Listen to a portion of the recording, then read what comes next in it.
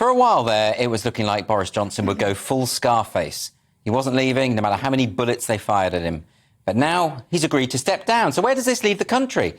As he kept pointing out, 14 million people voted for him, and this was a mandate to, as Boris put it, get Brexit done.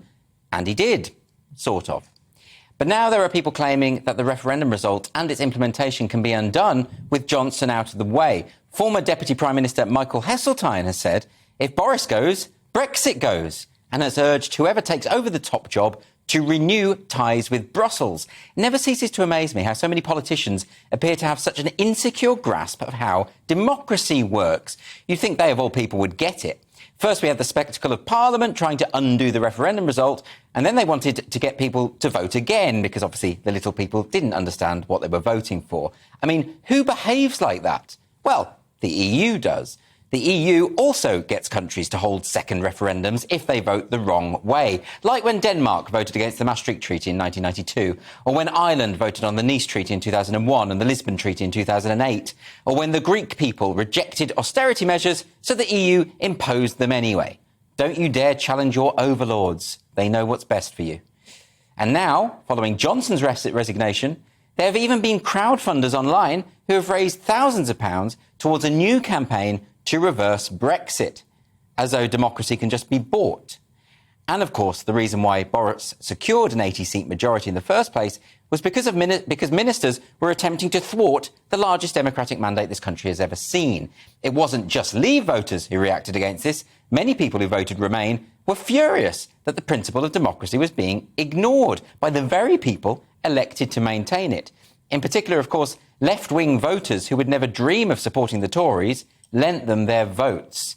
This is hardly surprising, given that 70% of Labour constituencies voted to leave the EU. So Labour's second referendum pledge in their manifesto felt like a bit of a slap in the face to their core demographic. And this is the whole point. Brexit was so much bigger than Boris. It wasn't about him at all. The mandate that saw him gain power is still extant, even if he's snuffed it. And the problem with all these various new contenders for the throne is that we don't know what they stand for, really. We don't know if the new leader will try to take the country in a direction that completely undermines the mandate on which Boris was elected.